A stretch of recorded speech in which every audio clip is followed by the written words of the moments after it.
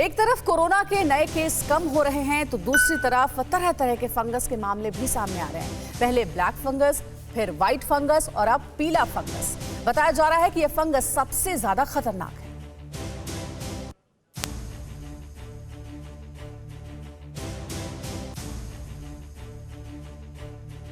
पीला fungus white और black दोनों ही फंगस से ज्यादा खतरनाक है।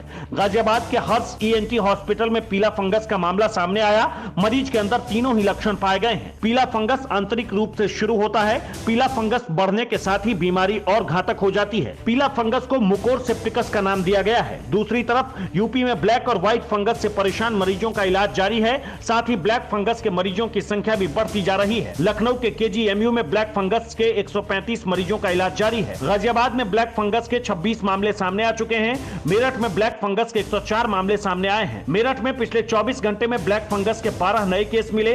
मेरठ में अब तक ब्लैक फंगस से 10 लोगों की मौत हो चुकी है। कुल मिलाकर यूपी में ब्लैक फंगस के केस काफी तेजी से बढ़ रहे हैं। कोविड के चलते अस्पताल में भर्ती मरीजों में तो ब्लैक फंगस के मामले आ ही रहे थे। अब होम आइसोलेशन में रहे मरीज और नॉन कोविड के मरीज भी इसकी चपेट में आ रहे हैं। इतना ही नहीं, एक तरफ ब्लैक फंगस के मरीज बढ़ रहे हैं, दूसरी तरफ इसकी दवा की किल्लत भी बढ़ती जा रही है।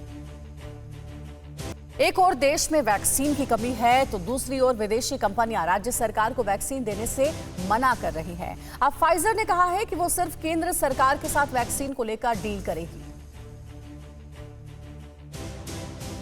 देश में कोरोना वैक्सीन की कमी के बीच अमेरिकी कंपनी फाइजर ने कहा है कि वो सिर्फ केंद्र सरकार को ही वैक्सीन सप्लाई करेगी। बताया जा रहा है कि फाइजर कंपनी ने कई राज्यों को सीधे तौर पर वैक्सीन देने से मना कर दिया है। केंद्र सरकार का कहना है कि फाइजर के साथ साथ मॉडर्ना भी उसके संपर्क में है। मॉडर्ना ने भी सीधे सीधे किसी राज्य को वैक्सीन देने से मना कर दिया है। कंपनी का कहना है कि वैक्सीन को लेकर वो केंद्र की सरकार से डील करेगी।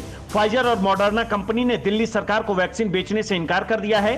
पंजाब सरकार को भी फाइजर और मॉडर्ना ने वैक्सीन बेचने से मना कर दिया है। इससे पहले पंजाब सरकार ने कहा था कि मॉडर्ना ने सीधे राज्य सरकार को यह कहकर टीके भेजने से इनकार कर दिया था कि पॉलिसी के मुताबिक कंपनी सिर्फ केंद्र सरकार के साथ ही समझौता कर सकती है, वो किसी भी राज्य सरकार से समझौता नहीं करेगी। इस बीच दिल्ली के मुख्यमंत्री अरविंद केजरीवाल ने कहा है कि केंद्र सरकार इन फर्मों से बात करे और टीकों का आयात करे और फिर राज्यों तक पहुंचाए। दिल्ली के उप मुख्यमंत्री मनीष सिसोदिया ने केंद्रीय स्वास्थ्य मंत्री हर्षवर्धन को चिट्ठी लिखकर केंद्र से वैक्सीन की खरीद और आवंटन के लिए पॉलिसी बनाने को कहा है।